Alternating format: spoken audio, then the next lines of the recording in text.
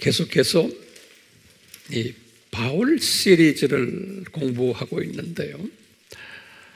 특히 요 근래에는 바울의 그 사역에 대해서 이야기하는 가운데 바울이 안디옥 교회에 도착한 이야기, 주후 45년에 여기 이제 도표를 이제 보시지만 여기 이제 안디옥 교회에 이제 도착해서 이제 이분이 사역을 시작하는 게 45년이죠. 우리 다 아는 이야기예요. 이제 이러면서 이 과정 속에서 주님께서 이분이 이런 사역자 되기 위해서 항상 준비된 예비된 동역자들을 바울에게 주셨어요. 그 중에 이제 대표적인 분이 바나바였다라고 우리가 공부했어요. 그 다음에 또 누구였어요? 대표적으로 시므온이었죠. 다 이렇게 준비된 분들을 보내주셨어요. 이런 모든 걸 우리가 이제 공부하면서 나와 여러분들의 삶 속에서도 이와 같은 패턴의 일들이 일어나야만 되고, 여러분들이 정말 주님이 사용하시는 분이라면 이런 원칙이 그대로 적용이 돼요. 우리의 삶 속에서. 그렇기 때문에 이 원칙을 항상 기억하시고 묵상하시고 또 내 삶 속에서 이것을 대입하는 이런 연습을 자꾸 하세요. 특히 바울 같은 분은 이런 도움을 받는 일을 하면서 안디옥 교회라는 그 교회도 또 도우미로 이제 됐고, 그 안디옥 교회에 담임 목사로 계셨던 시므온, 이분들이 우리에게 또는 바울에게 하셨던 이야기들 우리 지난 시간에 공부했어요. 그래서 우리 지난 시간에 공부했지만 1차 선교 여행을 이제 가게 됐어요. 주 46년에서 48년. 1차 선교 여행을 이제 갈 때 우리 다 알다시피 여기 안디옥에서 1차 선교 여행은 알다시피 이렇게 갔잖아요. 1차 선교 여행은. 이제 2차 선교 여행은 이분이 어떻게 이제 가려고 했냐면은 우리 지난 시간에 잠깐 봤지만 이분이 바나바에게 부탁 말했죠. 우리 2차 선교 여행 갑시다. 그러니까 바나바도 그래 갑시다. 그리고는 어떤 일이 일어났어요? 바나바가 마가를 데리고 갑시다. 그랬죠? 그러니까 이제 바울이 마가나 안 데려가. 그래서 심한 서로의 그 다툼이 있었다. 이제 그런 이야기 잊지 마세요. 꼭 이거 기억하셔야 돼. 순서들을.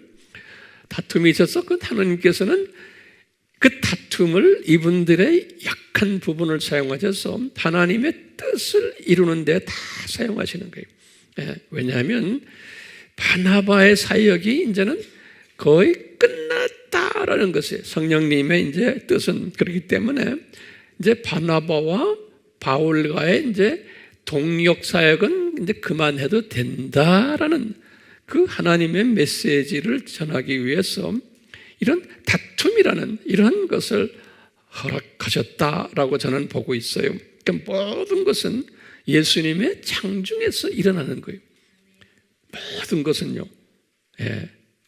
이게 이제 이 신학에서 알메니언주의와 칼빈주의의 차이점이에요. 같은 하나님의 백성들인데 알메니언주의자들은 이분들이 이렇게 다퉜기 때문에 헤어졌다 이렇게 보는 거예요. 근데 예정론자적인 측면에서는 헤어지기 위해서 다투게 했다 이렇게 보는 거예요. 이 보는 시각이에요. 근데 이 두 시각이 다 필요하지만 어떤 게 지배적인 시각이에요?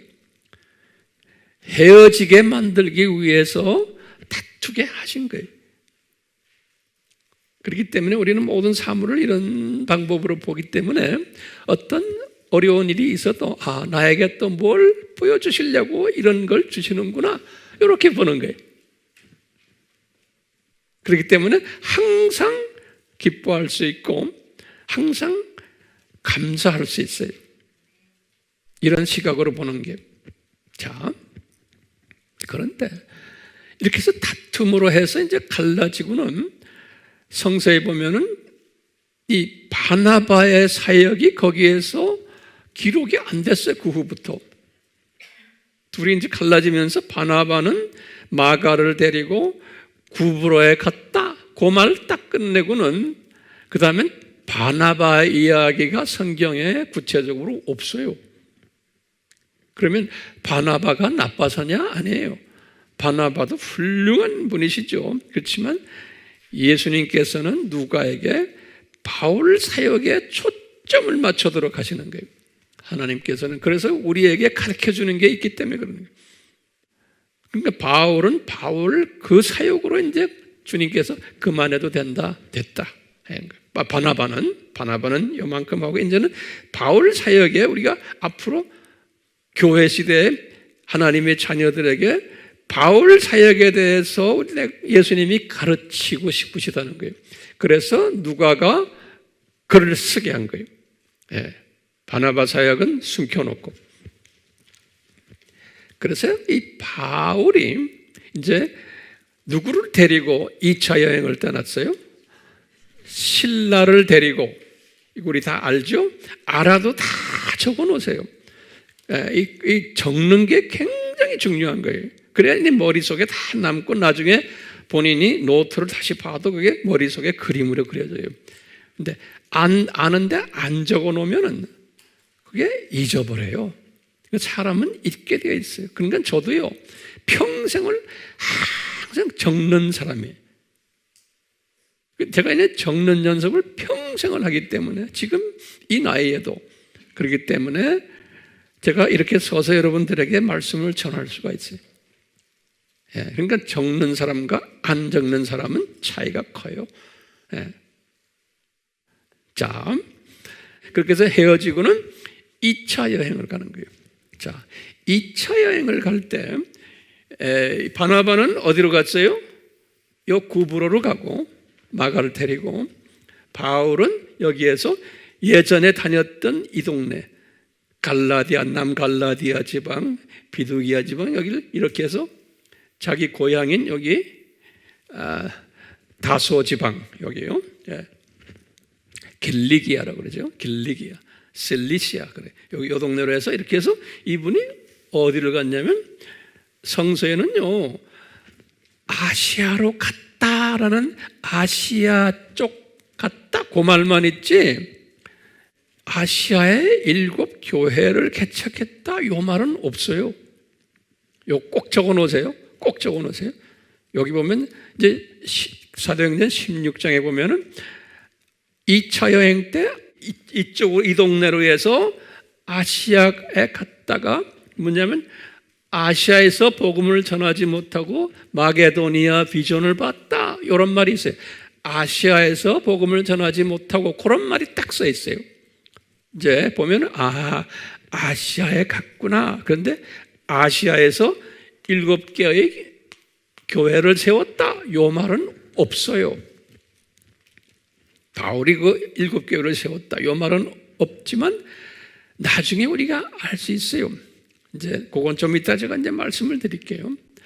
근데 우리 알다시피 이 요한 계시록을 주 95년에 쓰실 때 계시록 2장과 3절에 보면 아시아의 7교회 이름을 쫙 써놨어요. 여기 중요한 개념이니까요. 바울이 7교회를 순서대로 개척했다는 이야기는 2차 여행 때 했지만 그걸 7교회 이야기를 안 해놨어요. 그냥 아시아에서 있었다, 거기 갔다라는 이야기만 했어요. 예. 그런데 그걸 구체적으로 요한이 그걸 본 거예요. 예수님이 요한에게 보여주신 거예요. 아시아에 대표적으로 7교회가 있었다.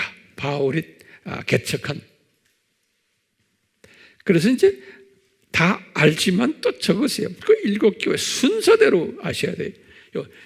에베소 교회, 에베소 교회가 여기거든요. 에베소 교회. 그 다음에 무슨 교회예요? 서머나 교회, 그 다음에 버가모 교회, 그 다음에 두아디라 교회, 그 다음에 사대 교회, 그 다음에 빌라델비아 교회, 그 다음에 라우디기아 교회, 그러죠? 요 라우디기아는 쌍둥이 도시에 뭐냐면, 라우디기아 하면은 라우디기아와 골로새와 쌍둥이 도시예요. 그렇기 때문에 항상 골로새 하면은요 라우디기아예요. 그렇게 꼭 아셔야 돼요. 또는 라우디기아 하면은 골로새예요. 그렇기 때문에 겉으로 보면 8교회 같지만 마지막 두 교회는 하나로 보는 거예요. 그래서 골로새서를 바울이 편지를 보낼 때도 라우디기아 사람들과 이 편지를 서로 나눠라 그랬어요. 자, 이렇게 해서 이제 이 7교회를 순서대로 항상 머릿속에 두세요. 바울이 교회들에게 편지를 하실 때 보면은 요 7교회 중에서 2교회에게 편지를 하셨어요. 바울이. 그리고는 나머지 5교회가 또 있어요. 그러니까 지금 바울이 전체적인 바울 편지를 보는 거예요. 그러면요, 첫째 순서대로 보시면 바울이 교회들에게 편지할 때는 첫 번째는 갈라디아에 있는 교회에게 편지했어요. 49년에. 두 번째는 데살로니가 교회에 편지했어요. 51년에. 세 번째는 고린도 교회에 편지를 했어요. 55년에. 네 번째는 로마에 있는 교회에 편지를 했어요. 57년에. 그리고는 마케도니아 지방에 있는 빌립보에 있는 교회, 이제 이분은 여기 옥중 서신이에요. 옥중에 계셨을 때, 1차 로마 감옥에 계셨을 때 60에서 62년이 빌립보에.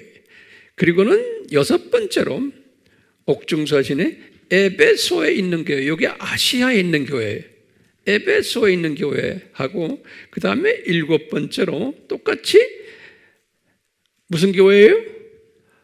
골로새에 했어요. 골로새에 했다는 것은 어디에 했다는 거예요? 라우디기아에 했다는 소리.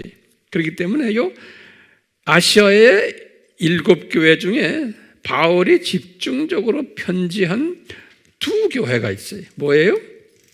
에베소 교회와 라우디기아 교회. 예. 그런 걸 보면은 아시아의 7교회 이름이 순서적으로는 안 나오지만 그 중에 마지막 라우디기아 교회가 있고 첫 번째 에베소 교회가 있음을 알 수가 있어요. 자, 바울이 이렇게 특히 아시아의 7교회를 개척하시고는 이분이 뭘 하셨냐면 그 교회의 지도자들을 세워가지고 이분이, 그리고는 이 지도자들을 교육시키는 거예요. 우리가 이렇게 선교하는 사람들 항상 바울의 선교 스타일을 우리가 모본으로 따라요. 그래서 바울은 특히 요 3차 여행 때 어떻게 했어요? 3차 여행 때 요 2년 동안 무슨 서원이에요?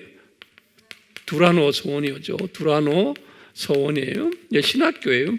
이 두라노 서원을 만들어가지고 주로 아시아의 7교회, 아시아 교회 7교회 지도자들을 모셔다가 약 한 100여 명 정도 이제 2년 동안 훈련을 시킨 거예요.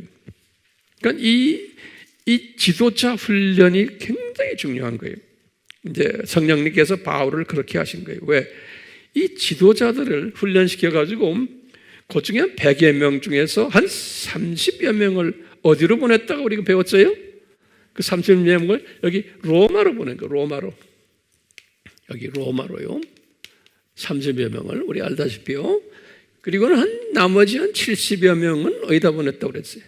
그냥 본교회로 보내가지고 교회를 운영하게 하는 거예요.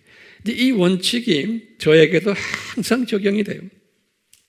저는 주님께서 이 말씀 가르치는 일과 국내외 그리고 선교사들 훈련시키는 일과 목회자들 훈련시키는 일을 한 30여 년을 하도록 이렇게 인도하셨어요. 저는 교회 운영하는 건 잘 못해요. 그게 제 사명이 아니에요. 그래서 목회자의 사명보다는 그 외 다른 사명을 주님이 저에게 주셨어요. 바울도 목회자는 아니었죠. 네. 자, 이런 한 걸 보면은 바울이요, 이분이 7교회를 세우시고 7개월을 세우시고 물리적으로 세우시고 지도자들 훈련시키고 순교 이제 당했어요. 68년에. 근데 이제 제가 항상 질문 던지는 게 있어요. 이 바울이 이 7교회를 개척을 하셨지만 이분이 나중에 요한에게 보여줬을 때, 이게 지금 약 한 30년 후에요. 약 한 30년 후에 요한에게 아시아의 7교회를 보여줬을 때 그 아시아의 7교회의 영적 상태들을 쭉 설명한 것이 우리 계시록 2장과 3장에 그 안에 자세하게 이 7교회가 어떤 영적 상태라는 것을. 그런데 바울이 개척하셨을 때 그리고 지도자들을 훈련시켰을 때 요한이 본 이 7교회의 영적 상태를 알았을까요? 이렇게 질문하는 거예요. 바울이. 그러면 저는 보기에 바울이 알았어요? 네? 알았어요? 아니에요. 바울이 몰랐어요. 그러니까 바울도 사람이에요. 그렇기 때문에 하나님께서는 바울에게도 어느 정도까지의 시각을 주고 그 이상은 또 안 주셨어요. 예. 그렇기 때문에 요한에게 이 7교회를 딱 주셨을 때 요한이 그 메시지를 우리가 받았죠. 예. 요한이 이 메시지를 받았는데 요한도 그 메시지를 받았지만 7교회의 모습에 대해서 받았지만 예수님이 보여주셨거든요. 내가 볼 때는 요한도 메시지만 받았지 그 안에 내용을 적기만 했지 그 안에 있는 영적 깊이와 넓이와 높이와 길이를 내 생각엔 요한도 몰랐다고 보고 있는 거예요. 예. 그건 우리에게도 이게 다 적용이 돼요. 그런데 우리 다니엘서 12장에 보시면 이 모든 하나님의 예언들은 마지막 때까지 덮어놔라 그랬어요.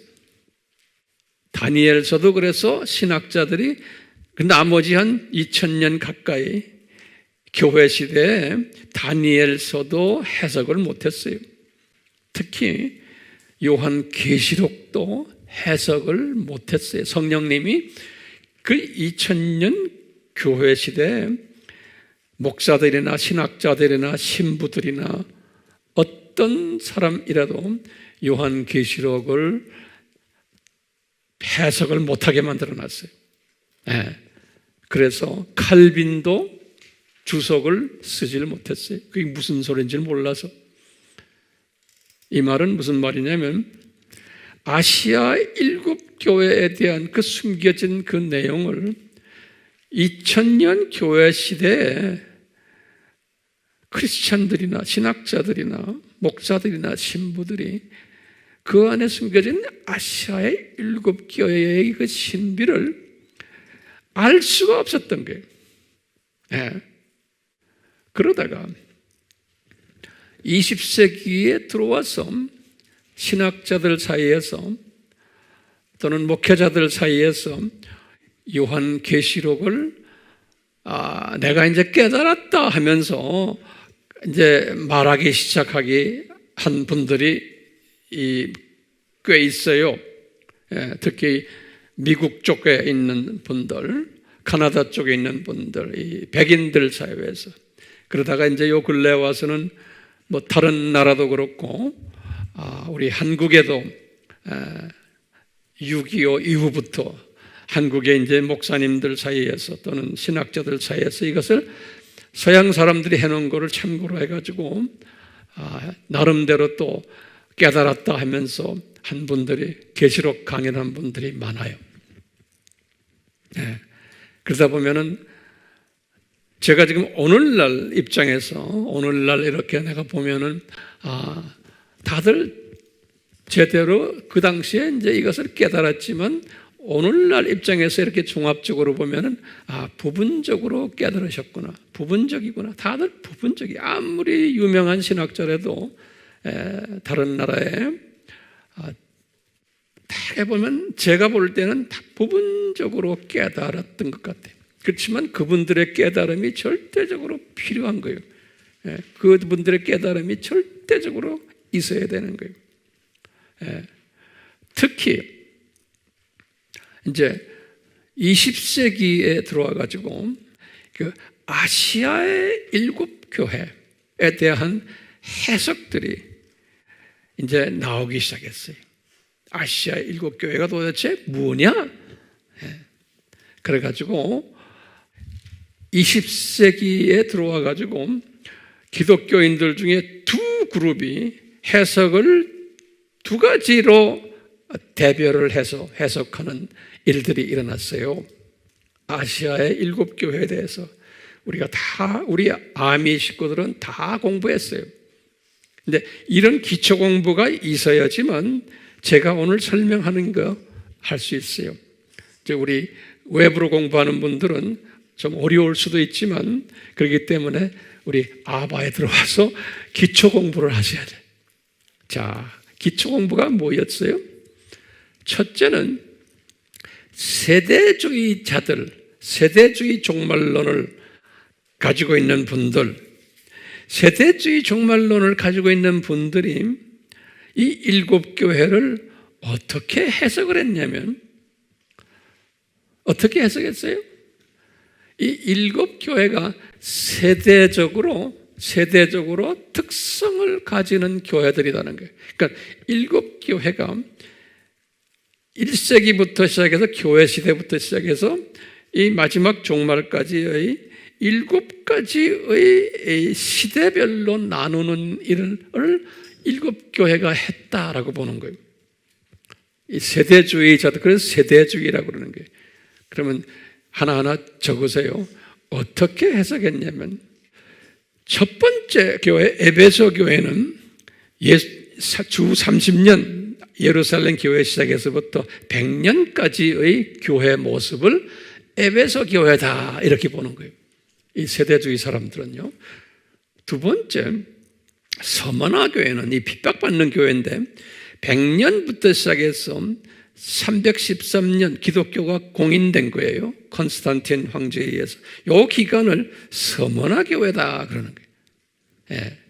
세 번째는 버가모 교회는 기독교 공인 후에 590년 첫 교황이 나타난 때까지의 교회다. 이 버가모 교회다 그러는 거예요. 그리고 두아디라 교회는 첫 교황이 나타나서부터 첫 동서교회가 분리된 때 1054년까지의 교회다. 동서교회라는 것은 로마 가톨릭이 서방교회고 정교회가 동방교회거든요. 이 두 교회가 완전히 옛날부터 갈라져 있었지만 완전히 신학적으로 갈라진 게 그때예요. 언제예요? 54년이에요. 4대 교회는 그 1054년 갈라진 이때부터 이제 중세시대부터 종교 개혁까지 1517년까지의 교회다. 이게 4대 교회다. 이렇게 이제 보는 거예요. 그 다음에 이제 빌라델비아 교회는 이건 좋은 교회죠. 종교 개혁이 일어나서부터 선교 운동이 활발하게 막 시작되었던 1900년, 그러니까 20세기 이제 들어오는 1900년까지의 교회를 필라델피아 교회다. 이제 이렇게 보는 거예요. 그리고는 마지막 라우디기아 교회는 1900년부터 이제 소위 신신학이 나오기 시작한 거예요. 이제 선교 운동도 많이 일어났지만 신신학이 대두된 이것을 계기로 해서 오늘날까지 이 소위 종교 다원주의, WCC, 기타 등등의 이 소위 적그리스도 세력의 교회 안에 있었던, 그래서 교회들을 미지근하게 만들어낸, 그래서 이제 라우디기아 시대다 그러는 거예요. 그렇게 이제 7개로 나누는 이런 팀들을 누구라고 그래요? 세대주의자들이라고 그러는 거예요. 그런데 이 가르침이 전 세계에 퍼져 있어요. 전 세계 복음주의자들 속에서 이 진보 세력이나 소위 이 다원주의자들은 이런 거 안 믿어요.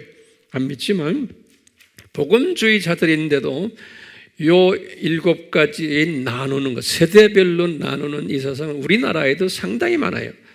선교지에 가도 상당히 많고, 그렇기 때문에 우리가 이런 것들을 다 알고 있어야 돼요.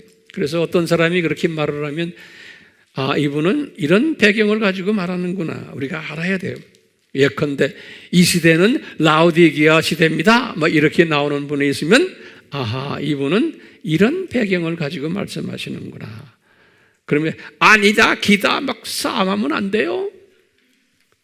그렇게 또 열을 내고 싸움하는 사람도 있어요. 또 어떤 사람은 그렇게 말하는 사람은 이단이야. 뭐 한국 사람들은 껐뜨가면 자기하고 다르면 다 이단이라고 그 까부는 거예요. 함부로 남을 이단이라고 말하는 게 우리 코리안들이 이런 짓이에요. 예. 나중에 주님한테 가서 엄청 매를 맞을 사람들이. 저는 거기에 대해서 아주 그 말만 하면 열을 내는 사람이에요. 예. 우리는 절대로 남을 함부로 이단이란 말하면 돼요, 안 돼요? 안 돼요. 겸손해야 돼. 지가 뭘 안다고, 조금 안다고 남을 이단이다. 이단, 정단, 이건 잣대 분명히 알고 있잖아요, 우리가요. 그건 뭐 우리가 이야기할 필요는 뭐 있습니까? 자기네 가르침과 좀 다르다고 다 이단이라고 말하는 거예요. 그게 얼마나 무식하고 어리석은 사람인지 몰라요. 특히 우리 민족 사회에 이게 많은 거예요. 그러니까 이런 스피릿을 가지고 선교지에 나가서 선교사들이 현지인들에게 그렇게 가르치는 거예요. 자기네와 다르면 다 이단이라고. 그러니까 선교지가 시끄러워요. 한국인들이 선교는 많이 하지만 이런 독소들을 또 선교지에다 많이 뿌려놨어요. 제가 이렇게 선교지에 나가서 이제 가르치다 보면 이것이 많아요. 그래서 자기네들도 혼돈스럽다고 하는 분들이 꽤 많아요. 자, 첫 번째가 세대주의적 해석하는 거예요, 7교회를. 두 번째 해석은 뭐였어요? 두 번째 해석은 이 역사적 전천년주의자들이나, 저는 역사적 전천년주의를 이야기하는 사람이에요. 그 다음에 무천년주의를 이야기하는 사람들, 이런 분들은 다 복음주의 사람들이에요. 예. 이런 분들은 어떻게 이 7교회를 설명하냐면, 7교회는 어느 시대나 어느 민족이나 어느 족속이나 어느 언어 그룹이나 교회들이 있는데 그 안에 항상 이런 7가지의 교회들이 있다라고 해석하는 거예요. 제가 다시 말해, 어느 시대나 어느 나라나 족속이나 민족이나 언어 안에 이런 7가지의 교회들이 있다라고 보는 거예요. 그렇기 때문에 이 7가지의 교회는 어딜 가나 있다는 거예요. 그리고 어느 때나 있다는 거예요. 그러니까 1세기 때부터 지금까지 항상 있어 왔다는 거예요. 그리고는 오늘날에도 우리가 우리나라에도 있고, 우리가 다른 나라에 가서 이렇게 선교하다 보면 그 나라에도 다 7가지가 다 있는 거예요. 이 사상을 가지면 어디 가나 내가 마음이 편한 거예요. 이게 다 있구나. 우리나라에도 있는 거예요.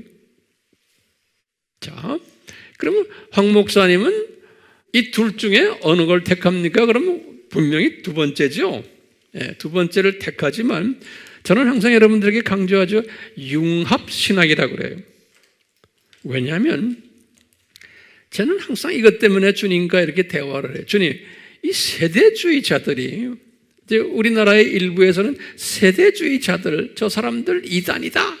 그래갖고 막 또 떠드는 사람들이 있어요. 어떤 사람들이 그러냐. 무천년주의자들 중에서 일부 무천년주의자들이 그래요. 이건 정말 잘못하는 거예요. 이건 시각이 너무나 적은 사람들이에요.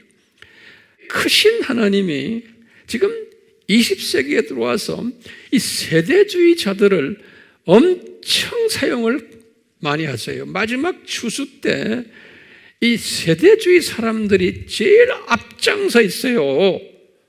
전 세계적으로 이분들이. 그리고 우리 입에 오르내리는 유명한 목사님들, 신학자들, 세대주의자들이 엄청 많아요. 그리고 이 선진국에 가도요, 이 세대주의 사람들이 깨끗한 사람도 많고 괜찮은 사람들 상당히 많아요. D.L. 무디 같은 사람도 다 세대주의 사람들이. 내가 누구라고 이야기 안 해요. 엄청 많아요. 오늘날도 세계 선교 그룹 중에서 이 세대주의를 가리키는 분들 상당히 많아요. 그렇기 때문에 함부로 이단이라고 말하면 그 어리석은 바보 같은 사람들이 이 세계를 몰라서 그래요. 하나님의 크심을. 나와 좀 다르다고 그래서.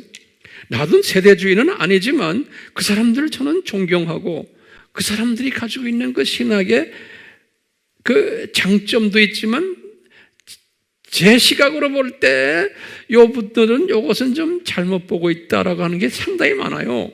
그렇지만 나도 내 자신이 100% 똑바로 보는 사람이 아니잖아요. 나는 주님이 주신 한계 속에서 보는 사람이기 때문에 똑같아요. 그렇기 때문에 그분들에게 배울 건 배워야 되고 배우지 않을 건 배우지 않으면 되는 거예요. 여기 온전한 신학자가 하나도 없어요. 온전한 교리가 하나도 없어요. 항상 제가 강조하죠. 그렇기 때문에 이 융합신학 사상을 가지면은 세대주의가 가지고 있는 좋은 점을 내가 배우는 거예요. 배워서 내가 알고 있는 사상에다가 연결을 시켜서 더 발전시키는 일을 하는 그러한 사상을 융합사상이라 그러는 거예요. 그냥 단순적인 비빔밥 사상이 아니에요.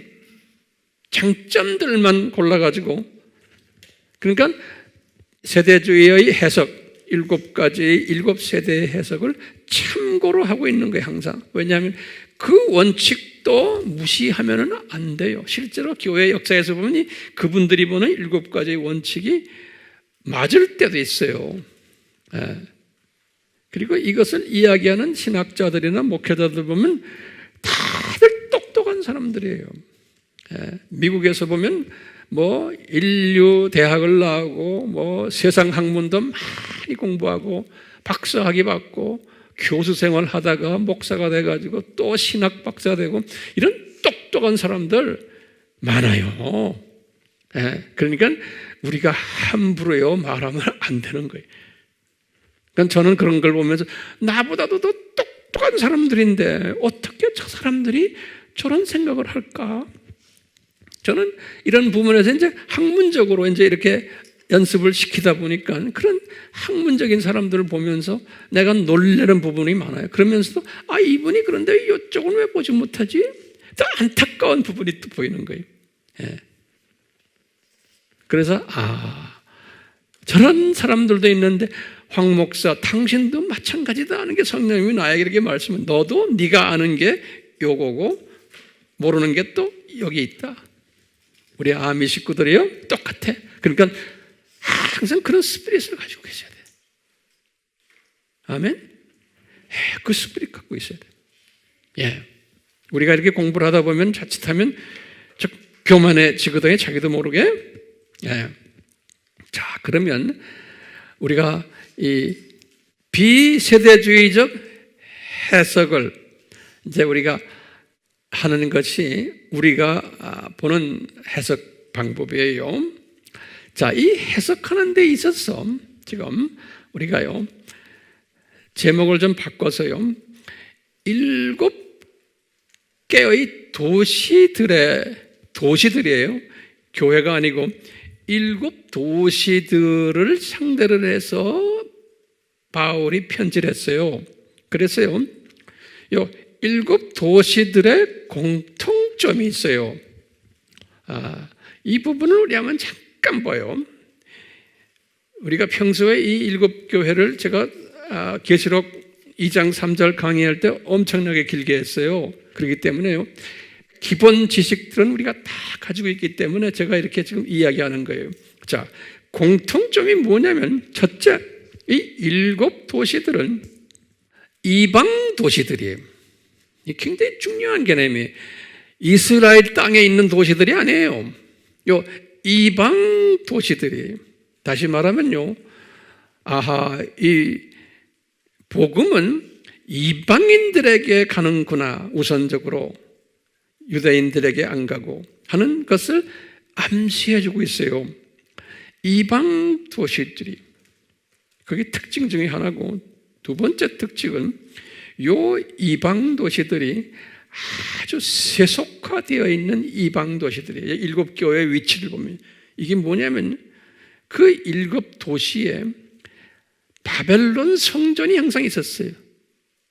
바벨론 성전이 있었고, 두 번째는 로마 황제를 숭상하는 또 성전이 있었어요, 이 도시 안에. 세 번째는 꼭 유대인 회당이 꼭 있었어요, 이 7 도시 안에. 그 안에다가 바울이 지금 교회를 하나 세운 거예요.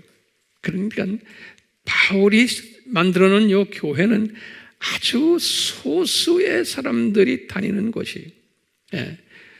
비주류들이 다니는 곳이에요. 이 도시 안에 이렇게 디자인하셨어요. 이 말은 뭐예요? 이 세상 안에 기독교인들은 이 소수밖에 아니라는 거예요. 소수는, 나머지는 다 이런 것들로 꽉 차 있는데 우리가 살고 있다는 거예요. 이것을 암시적으로 보여주고 있어요. 이 도시의 특징들이, 7개 도시의 특징들, 그 다음에요, 7개 교회들의 특색들을 좀 봐요. 7개 교회들이, 이제는 교회들이에요. 7개 교회들의 특색을 보면은 크게 3가지로 분류가 돼요. 첫 번째는 뭐냐면, 우리가 다 공부한 것지만 다시 보세요. 첫 번째는 칭찬만 받은 교회들이 있어요. 7 교회들 중에서 2 교회가 그래요. 서머나 교회와 빌라델비아 교회예요. 칭찬만 받은 교회들이 있었어요.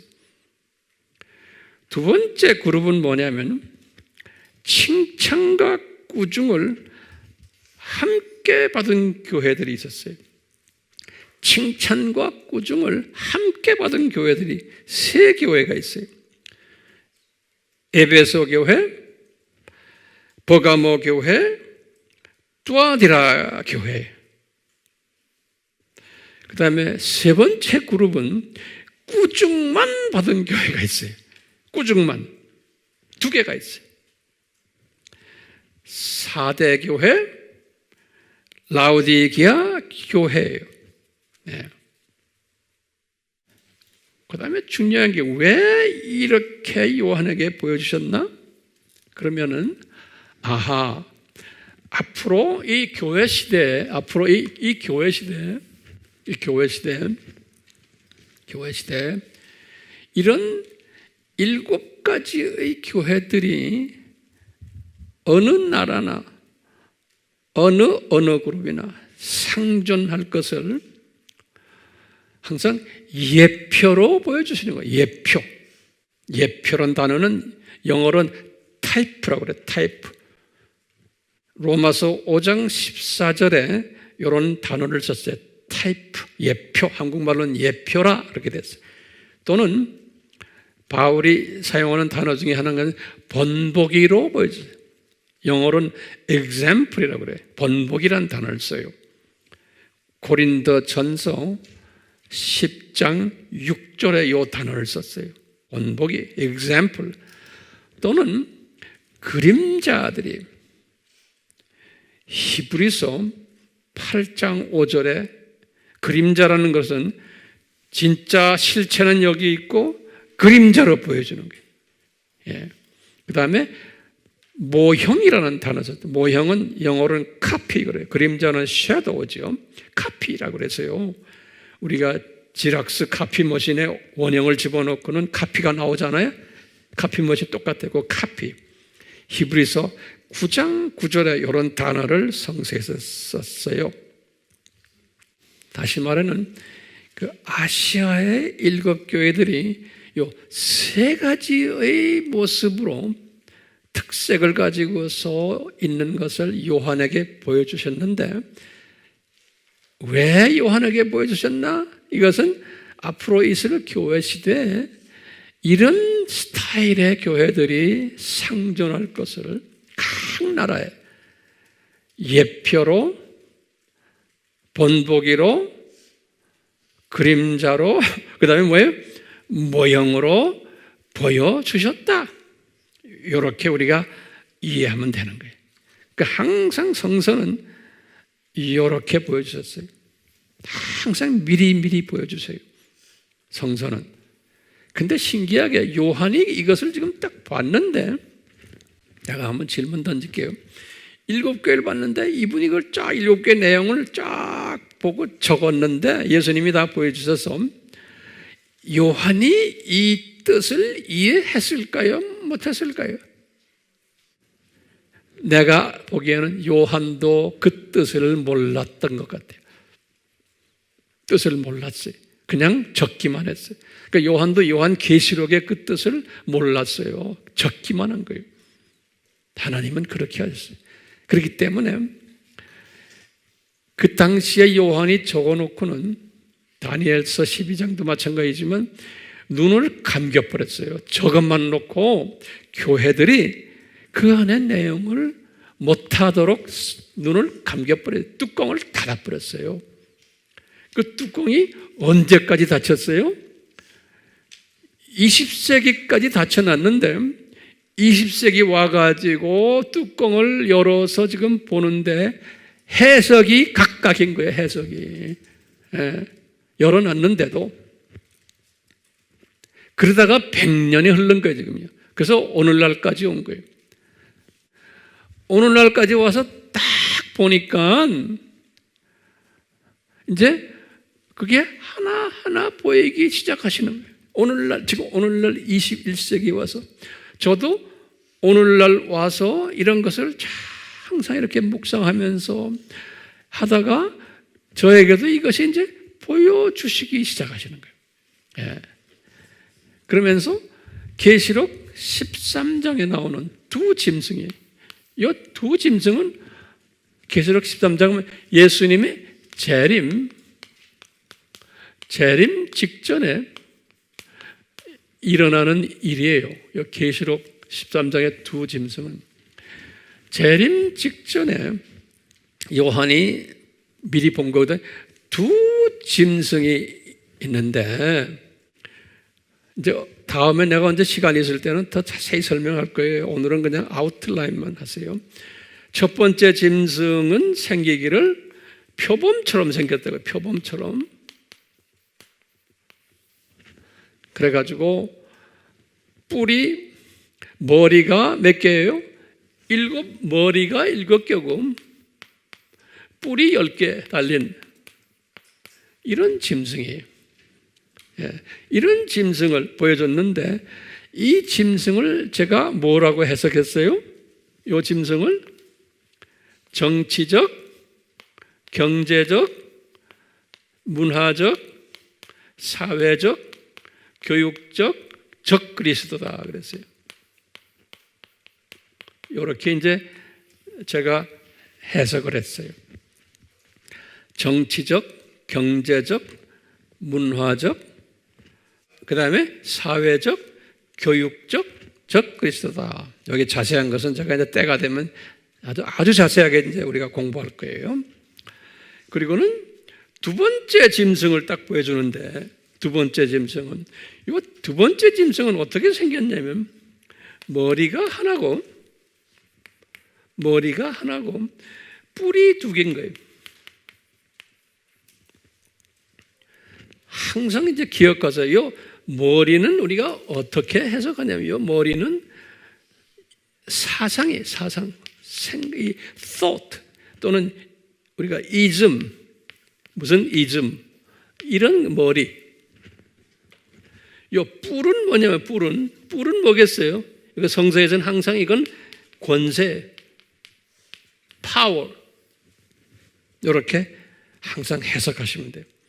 머리는 사상이고 뿔은 권세다.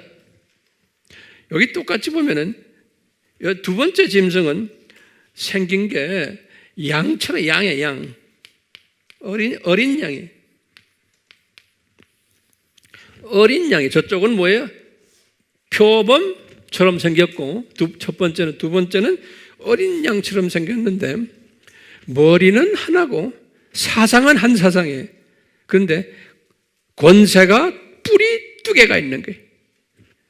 이렇게 생긴 이 어린 양이에요. 그러니까 어린 양인데 말은 용같이 말하더라 그랬어요. 요거 잊지 마세요. 용같이 말하더라. 그러니까 어린 양 하면은 누구예요? 예수님이죠? 예수님처럼 생겼는데 뿔이 두 개야.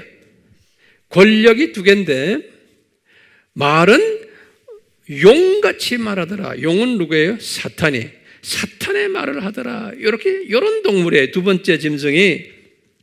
예. 첫 번째 짐승, 두 번째 짐승 구별이 됩니까? 자, 오늘은 간단하게 제가 지금 이야기하는데요. 두 번째 짐승이 뭐냐면 종교적 적 그리스도예요. 종교적 적 그리스도예요. 이 두 번째 짐승이. 그래서 이 두 번째 짐승이 머리가 하나인데 이 머리가 누구냐? 이게 바티칸 교황이고, 그 다음에 뿔이 두 개가 있는데 한 뿔은 예수회고 한 뿔은 WCC인 거예요. 그러니까 WCC도 누구의 지배하에 있어요? 교황의 지배하에 있는 거예요. 이것이 두 번째 짐승이다. 이렇게 우선 알고만 계세요. 됐어요? 알고만 계세요. 자세한 것은 계속해서 이제 때가 되면 제가 설명할 거예요. 그러니까 요한에게 보여주셨던 이 일곱 교회가 교회 시대에 보니까 어떤 모습으로 쭉 있어서 왔어요? 칭찬받는 교회도 있었고, 두 개, 칭찬과 꾸중을 받는 교회들도 있었고, 그렇죠? 그 다음에 아주 꾸중을 받는 교회도 쭉 있었어요. 그러다가 이제 두 짐승 시대라는 것은 예수님이 재림에 오시기 직전에는 이 일곱 교회가 두 번째 짐승이 주로 다스리는 교회로 이제 변모되는 거예요. 그래갖고 우리 보시지만 특히 일곱 교회 중에서 다섯 교회가 이 짐승 그룹의 영향을 많이 받는 거예요. 다섯 교회가. 이 다섯 교회가 처음에 아주 꾸중받는 교회가 뭐였어요? 꾸중만 받는 게 라우디게하고 뭐예요? 사대교회와 라우디게회. 이 안에는 하나님의 자녀들이 많지가 않았어요. 거의 영적으로 죽는 사람들이. 우리가 이건 자세히 우리가 예전에 다 공부했어요. 이런 교회들이 사대교회와 라우디게아 교회들이 이 짐승 속에 다 들어있는 거예요. 그 안에 소수의 하나님의 백성들이 숨어져 있다고 그랬어요. 예.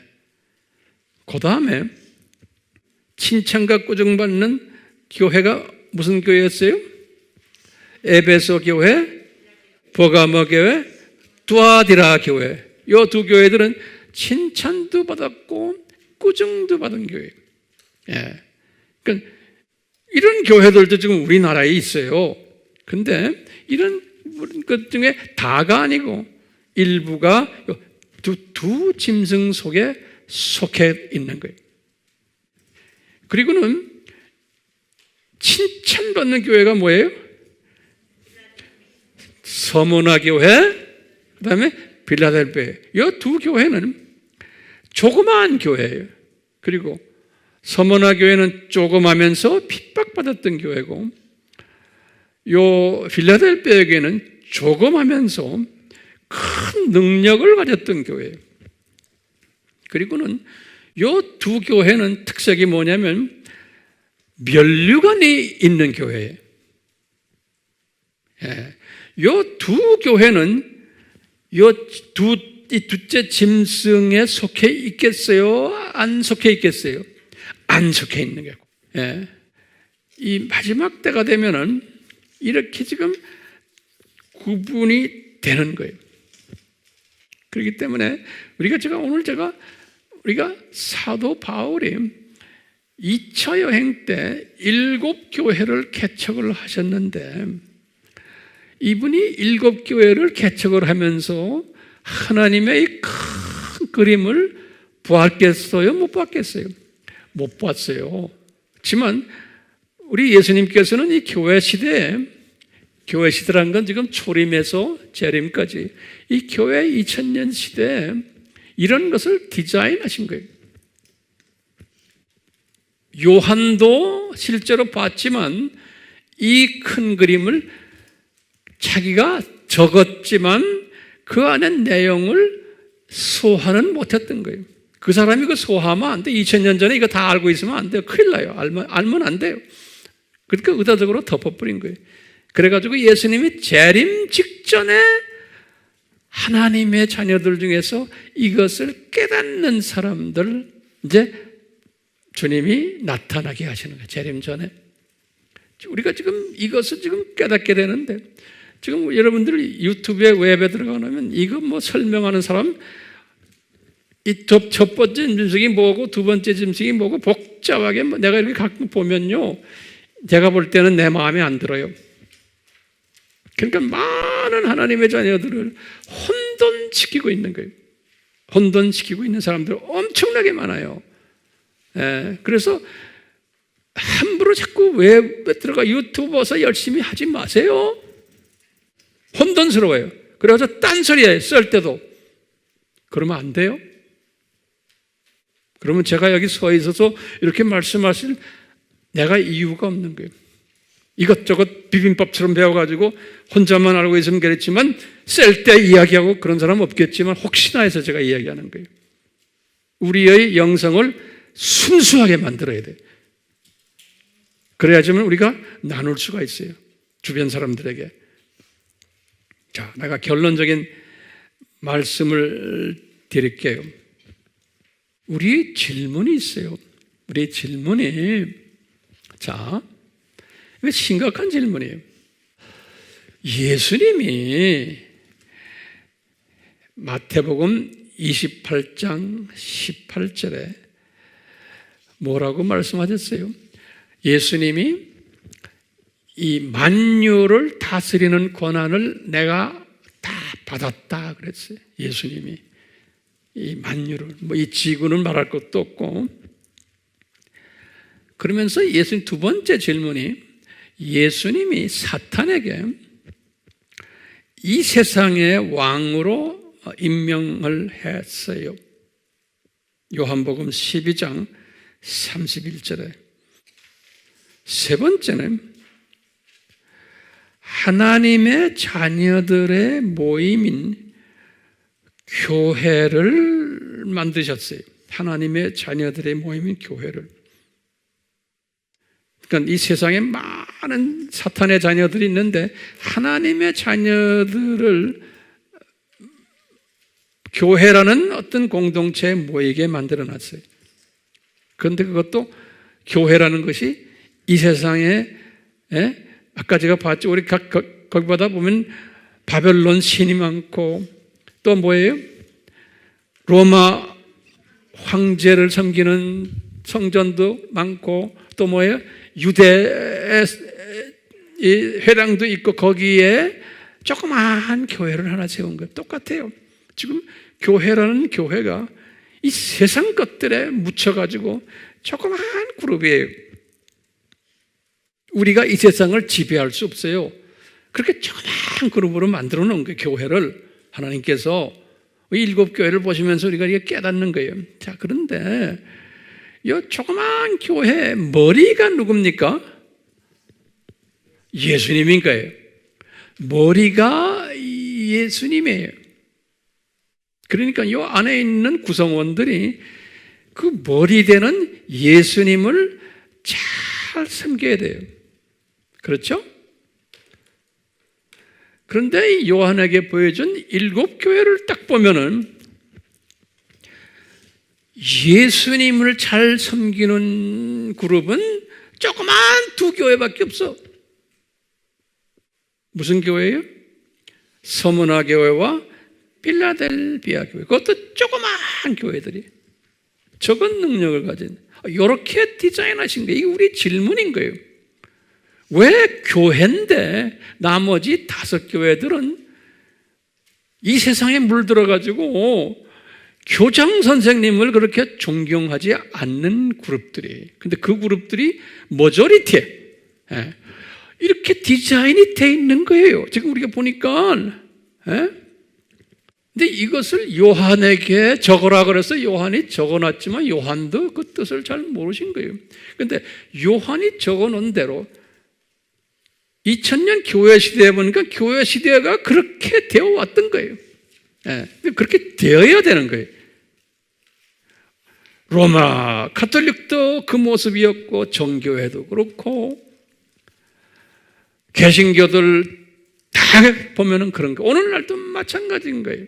교회 안에 진짜들은 솟은 거예요. 진짜란 건 뭐냐면 창조 목적대로 사는 사람들, 우상 섬기지 않는 사람들, 교장 선생님을 존경하는 사람들은 솟은 거예요. 그런데 이 세상을 우리가 창조 목적 학교라고 했잖아요. 이 창조 목적 학교 안에 교인들이라는 건 뭐예요? 학생들이 창조 목적을 공부하러 온 학생들인데 이 학생들 중에서도 교장 선생님을 아주 잘 따르고 순종하는 학생도 있냐면은 적당히 따르는 사람들도 있고 어떤 학생은 아예 배척하는 교장 선생님을 하는 이런 그룹들이 있다는 것을 7교회를 통해서 요한에게 보여주셨고 그러다가 예수님이 재림 직전에 두 번째 짐승을 딱 보니까 세상에 로마 가톨릭 교황 밑에 예수회가 있고 그 다음에 WCC는 뭡니까? 정교회, 개신교회, 루터교, 개혁교, 장로교, 감리교, 성결교, 순복음 다 들어있는 거예요. WCC 안에. 그러면서 소수만 이것이 아니다라고 외치는 이렇게 돼버린 게 오늘날. 그러니까요. 아하. 이렇게 돼야 돼요? 안 돼야 돼요? 이렇게 돼야 되는 거예요. 왜요? 이 두 짐승에서 보여주신 거예요. 두 짐승에서. 그러니까 이런 때가 예수님의 재림 전에 있을 터인데 이것을 지금 우리에게 정론하게 보여주시는 거예요. 지금 우리가 이 두 짐승 때에 살고 있는 거예요.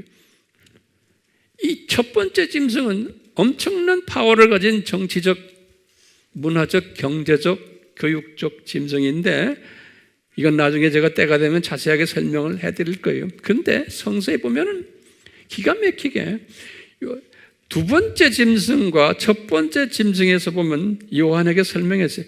어느 짐승이 더 센가 그랬어요.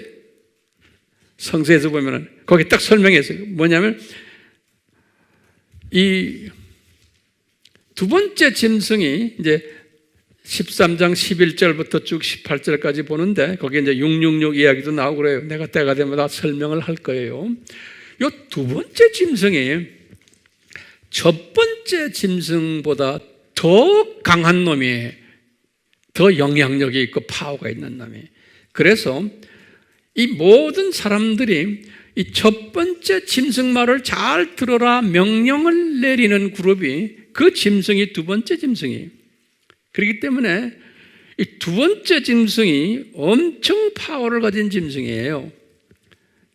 그래서 나중에 이제 요한에게 보여주는 거예요. 이 두 번째 짐승이 큰 성 바벨론이다 그랬어요. 큰 성 바벨론, 음녀다 그랬어요. 음녀. 그러니까 진짜 남편 예수님을 섬기지 않는, 예수님을 섬긴다고 하지만 음녀라는 거예요. 예. 그리고 큰 성 바벨론이라는 게, 이러면서 계시록 18장 2절에 그랬어요. 그 큰 성 바벨론이 뭐냐? 귀신 딴지들이 모여있는 귀신의 처소다 그랬어요. 귀신의 처소다. 그러니까요, 이 다원주의를 이야기하고 WCC니 이건 예수회니 바티칸이니 이 그룹들이 무슨 처소요? 귀신의 처소라는 거예요. 그러다가 이제 후 3년반이 딱 끝나면, 주님의 때가 되면 이 큰 성 바벨론 귀신의 처소들, 음녀들을 어디다 집어넣느냐? 그 음녀들과 그 따르는 모든 자들을 불못에 직접 집어넣는다고 그랬어요. 계시록 19장 20절에 지옥으로 들어가는 게 아니고 아예 불못으로 그냥 디렉 던져버리는 거예요. 불못으로. 계시록 19장 20절에. 자, 오늘 제가 이런 설교를 왜 할까요? 그러면 우리는 이 아시아 7교회, 지금 바울이 개척한 이 교회가, 바울은 몰랐지만 이렇게 개척해 놓고 이 교회의 신비를 요한에게 가르쳐 주시고는, 그리고는 요한도 의미를 모르고 받아 적기만 했는데 교회 시대 2000년 동안 이 신비가 그대로 오다가 이제는 예수님의 재림 직전에는 이 신비를 통해서 이 교회가 부패해질 것을 보여주시고, 이렇게 부패한 모습을 볼 때에 내가 코앞에 와 있다라는 것을 가르쳐 주시기 위해서 우리에게 이 신비들을 지금 보여주시는 거예요. 그렇기 때문에 우리는 이것을 지금 한눈으로 보는 큰 그림을 지금 보고 있는 자들이에요. 최소한 저는 그래요. 저는 이 큰 그림을 제가 눈으로 딱 봤어요. 제가 보았기 때문에 여러분들에게 내가 이 설명하는 거예요, 지금요. 그러면 여러분들도 이 그림을 보라고 지금 제가 설명하는데, 봐서 어떠겠다는 거요? 네? 문제는 여기에요.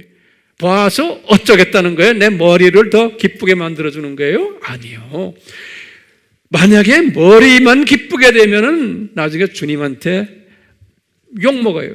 왜? 너 몰랐던 것이 낫다. 알았으면은 그다음부터는 어떻게 해야 되느냐? 예수님이 감람산 설교에서 말씀하셨어요. 깨어라! 왜? 복음의 산고가 반드시 일어날 거다. 지금 이게 복음의 산고 아닙니까? 이 복음의 산고가 반드시 일어날 터인데, 그때 지혜로운 자는 깨어라! 그래서 예수님의 재림을 준비해라! 예수님이 딱 그랬어요. 그리고 잘 견뎌라! 요 세 단어를 예수님이 사용하셨어요. 그러시면서 이 천국 복음이 모든 족속에게 전파되리니 그제서야 끝이 오리라. 이 말씀을 24장 14절에서 말씀하셨어요. 저는 이것을 믿기에, 이것을 순종하려고 이 교회를 개척했고, 이 교회에 주님이 보내주신 백성들에게 이 메시지를 저는 전하는 것만이 아니고 제가 30년을 이 몸을 던져서 전 세계를 다니면서 이 복음을 전하는 사람이에요. 여러분들도 저처럼 하지 못하지만 여러분들도 있는 그 자리에서 여기에 참여하셔야 돼요. 그래야지만 면류관 받는 사람이 되는 거예요. 예. 안 해도 괜찮아요. 참여를 어떡합니까, 황 목사님? 이 선교 헌금을 계속 내세요. 그러면 우리 교회는요, 여러분들이 낸 헌금이요, 한 푼도 딴 데 안 써요. 제 봉급에도 안 써요. 제 생활비도 여기서 안 해요. 어딜 가요? 다 선교지 나거나 선교와 이 일에 우리가 사용하고 있어요. 거기다가 또 못해가지고요, 거기에 참여하시라는 거예요. 안 해도 괜찮아요. 그리고요, 기도로 참여하시라는 거예요. 그게 지혜로운 자라, 지혜로운 자. 예. 그게 복 있는 자예요. 맨날 앉아서 유튜브만 들여다보고 앉아있고 이 재미로 사는 사람들이 있어요. 여기에서 벗어나시라는 거예요. 이제는 이걸 하려면 주변 사람들에게 이것을 디지털로 보내고 전화하고, 했니? 안 했니? 노트 정리하니? 안 하니? 그래서 그 사람들이 또 나 같은 사람이 되도록 하는 일이에요. 그리고 우리가 선교지를 위해서 같이 기도하자 하고, 전화로도 같이 기도하고, 이 코비드-19 통해서 교회들을 지금 정돈하고 계세요. 주님께서 이 코비, 이게 우연히 생긴 게 아니에요. 이 코비를 통해서 이 교회들을 지금 정돈하고 있는 거예요. 이 안에 지금 이 빌라델비아 교회와 서머나 교회 교인들아, 너희들 이걸 사용해가지고 너희들 일을 철저하게 해라. 그것을 우리에게 지금 도전하고 계세요. 그렇기 때문에 우리는 이 마지막 때에 이 추수꾼 역할을, 이런 걸 깨달으면서 내가 제대로 해야겠구나 라는 그러한 우리 모두가 됐으면 하는 마음이 간절해요. 네. 저는 그래, 우리 교회 교인들은 주님 오시기 전에 장례식 없게 해주세요. 저는 이런 기도를 가끔 해요. 괜찮죠? 네? 그래서 우리 교회 교인들은 장례식 없게 해주세요. 그 말은 예수님 빨리 오세요. 이 기도가 응답되기를 예수님의 이름으로 축원합니다. 아멘.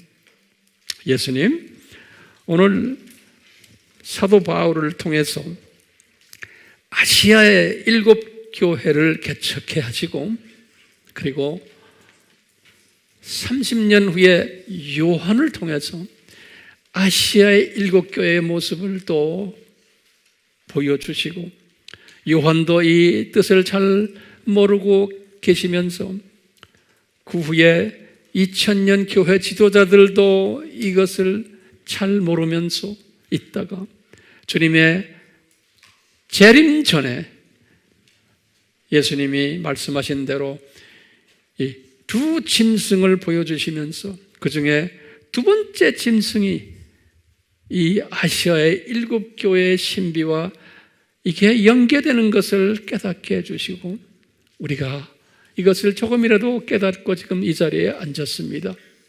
주님이 보여주신 이 신비의 말씀을 잘 깨닫고 내 주변에 있는 주님의 기다리고 있는 백성들에게 우리가 잘 나눠주는 그러한 지혜자들 되도록 복을 내려 주시옵소서. 그래서 우리는 약속하신 대로 서머나 교회와 빌라델 교회에게 약속하신 것처럼 상급을 받는, 면류관을 받는 그 약속이 우리에게 그대로 적용되도록 은혜 주시옵소서. 예수님의 이름으로 기도드리옵나이다. 아멘.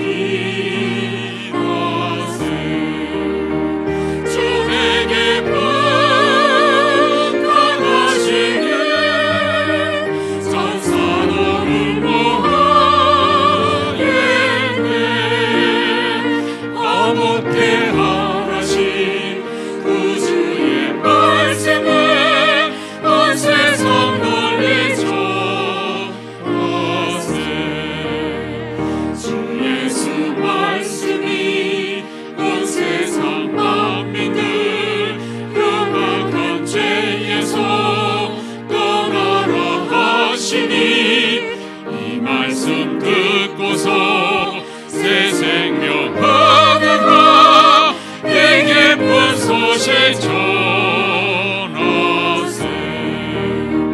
주 내게 부탁하시네. 전사도 흠모하겠네. 반복해 하나씩 구주의 말씀을 온 세상 널리 전하세. 영생의 복락과 천국의 갈 길은 만 백성 알도록 나가서 전하세. 주 예수 말씀이 이 복음 전하라. 우리에게 부탁하셨네. 주 내게 부탁하시네. 전사도 흠모하겠네. 반복해 하나씩 구주의 말씀이 온 세상 널리 전하세. 이 세대에 복 있는 사람이 누구예요? 요 찬송대로 사는 사람이에요. 요 찬송대로. 이게 복 있는 사람이. 우리가 지금 이 세상 딴 복을 찾고 있어요. 아니에요. 그거 다 신기로 잡는 거예요. 이 찬송대로 사는 사람이에요. 이런 사람 되기를 축원합니다. 지금 이 시간은 예수 그리스도의 은혜와 하나님 아버지의 사랑하심과 성령님의 사도행전 1장 8절을 우리가 믿고 우리의 삶에 적용하는 복된 자가 되는 이 일에 우리 모두가 되기를 축원하옵나이다. 아멘.